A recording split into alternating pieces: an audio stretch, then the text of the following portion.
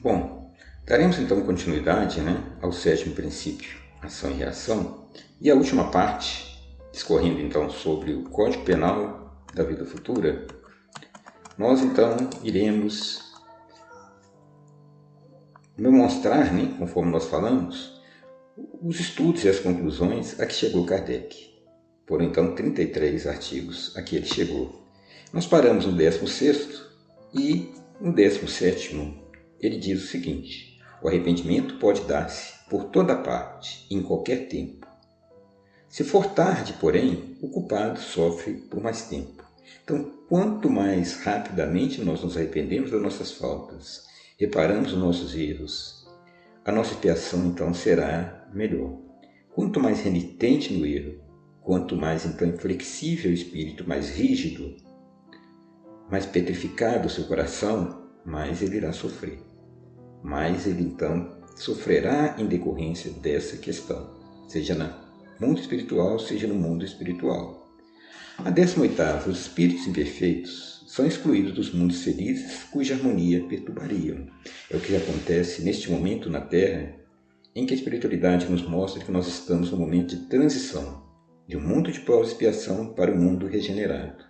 E aqueles espíritos então imperfeitos, que são inflexíveis no erro, que não querem melhorar, que não querem mudar, eles então serão excluídos para mundos de provas e expiações ou mundos primitivos. Porque se aqui ficassem, eles então perturbariam a harmonia da Terra, eles não propiciariam que a Terra então continue a desenvolver, entrando então no novo milênio e numa era de paz. 19ª. Como o espírito tem sempre o livre-arbítrio, o progresso por vezes se lhe torna lento e tenaz a sua obstinação no mal. Nesse estado pode persistir anos e séculos, vindo por fim um momento em que a sua contumácia se modifica pelo sofrimento e, a despeito da sua jactância, ou seja, do seu orgulho e da sua vaidade, reconhece o poder superior que o domina. Então, às vezes, o espírito fica séculos, milênios, às vezes, no erro, praticando o mal. Mas, conforme nós já tivemos oportunidade de discorrer, nenhum espírito foi criado mal. Ele se encontra praticando o mal em razão da sua perfeição. Haverá um momento em que o sofrimento será tão grande que ele irá despertar, e naquele momento, então, ele abrirá o coração para o bem. Então, ele vai expiar as suas faltas, vai então ressarcir os seus débitos e vai continuar a sua jornada evolutiva. Na 20ª questão, 20º artigo, Kardec fala que quaisquer que sejam a inferioridade e perversidade dos espíritos, Deus jamais os abandona. Então não existe, conforme nós vimos o fogo eterno, não existe então aquela criatura que será relegada para o sofrimento. Não.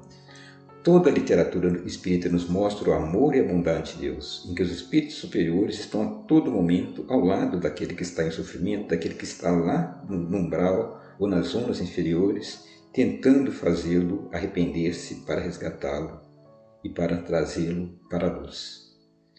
21. A responsabilidade das faltas é toda pessoal.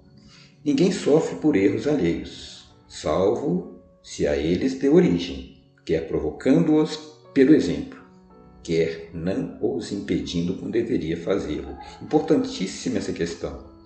Cada um de nós é responsável, dentro do nosso livre-arbítrio, conforme nós já comentamos, pelos nossos atos.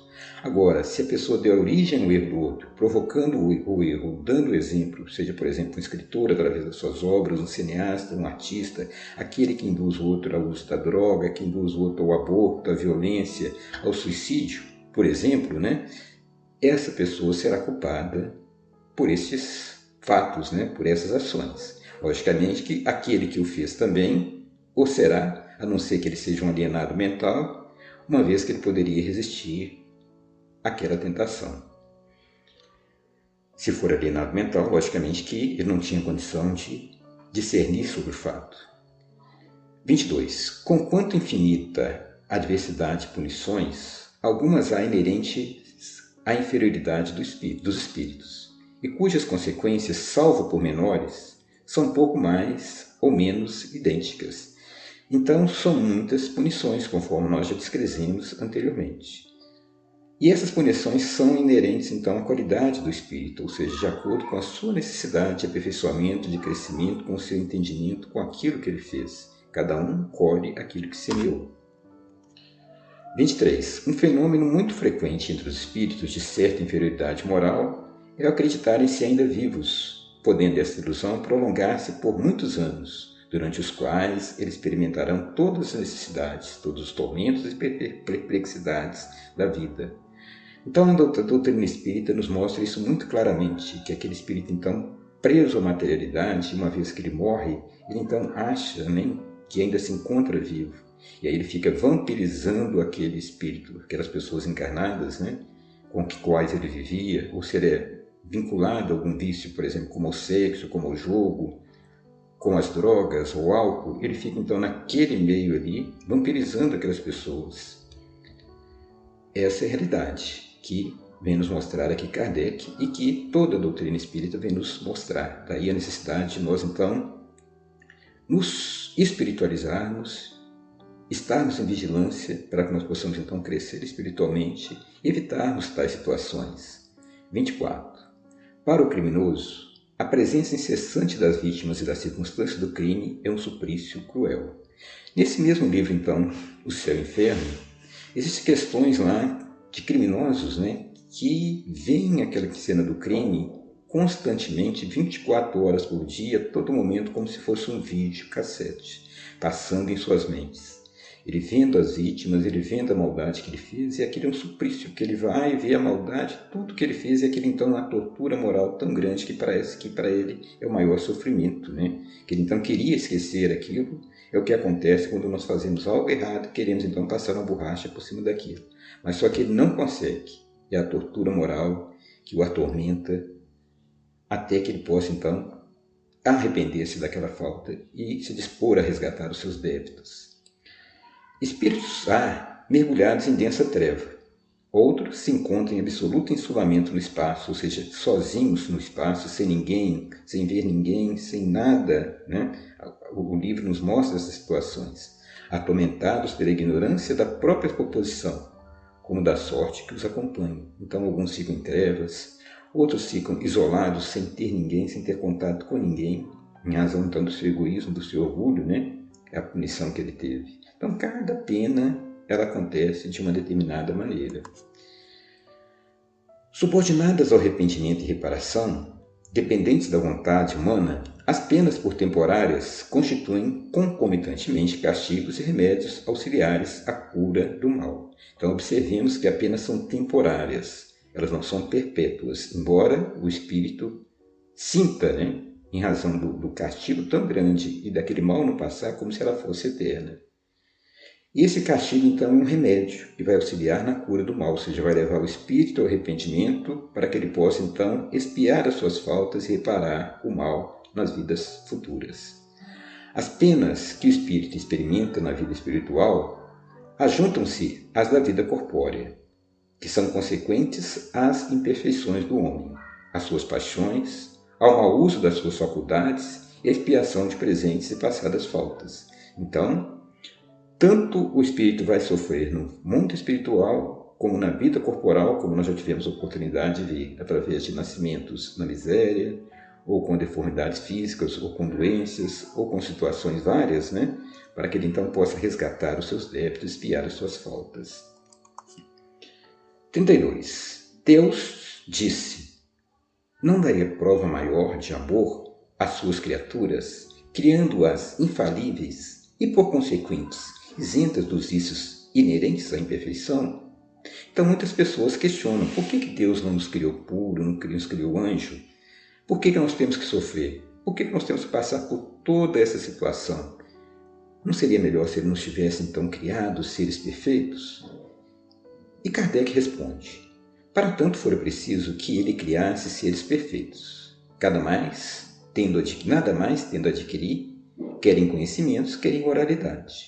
Certo, porém, Deus poderia fazê-lo, e se não o fez, é que em sua sabedoria quis que o progresso constituísse uma lei geral. Os homens são imperfeitos, e como tais, sujeitos a dificuldades mais ou menos penosas, E pois que o fato existe, devemos aceitá-los. Então, a criação de Deus foi dessa forma porque na sua sabedoria, na sua justiça e bondade, ele então entendeu que deveria criar o homem imperfeito, simples e ignorante, e lhe dar a oportunidade para o mérito para alcançar, então, a perfeição. Se foi feito assim, quem somos nós para questionar a soberania e a bondade de Deus? Inferir dele que Deus não é bom nem justo, for insensata revolta contra a lei divina. E ele continua, nessa mesma item 32 do Código Penal da Vida Futura.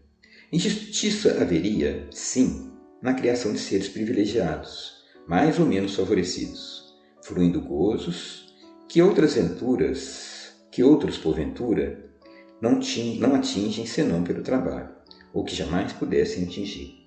Ao contrário, a justiça divina patenteia-se na igualdade absoluta que preside a criação dos espíritos.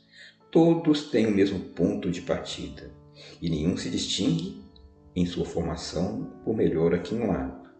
Nenhum cuja marcha progressiva se facilite por exceção. Os que chegam ao fim têm passado, como quaisquer outros, pelas fases de inferioridade e respectivas provas. Então, nisso está a grande justiça e bondade de Deus. Ele não criou seres privilegiados, não criou anjos perfeitos, serafins e homem para percorrer todos os sofrimentos. Ele criou todos em pé de igualdade, simples e ignorantes. E aqueles que hoje, como Jesus, são espíritos de luz, passaram por todas essas fases que nós estamos passando, pelas fases de inferioridade e provas para chegar à perfeição. Assim é que nós deveríamos, por isso é que nós deveríamos reverenciá-los, pelo mérito de terem alcançado, por mérito próprio, por força própria, pelo próprio esforço, essa grande iluminação. Mas que nós também haveremos de alcançá-lo, ainda que demore milhões ou bilhões de anos. Isso posto, nada mais justo que a liberdade de ação a cada qual concedida. O caminho da felicidade a todos se abre amplo, como a todos as mesmas condições para atingi-la. A lei gravada em todas as consciências a todos é ensinada. Deus fez da felicidade o prêmio do trabalho, e não do favoritismo, para que cada qual tivesse o seu mérito. Olha que belo! Deus fez da felicidade o prêmio do trabalho e não do favoritismo. Quando nós estamos no ambiente de trabalho e nós vemos que um colega é promovido por merecimento, nós nos confraternizamos com ele. Mas quando nós vemos que aquele colega não merece, é um preguiçoso, às vezes, entre aspas, puxa-saco, aquela pessoa então que não é séria, que é orgulhosa, que é promovida sem merecer, à frente de outros de maior merecimento, nós nos entristecemos com essa situação.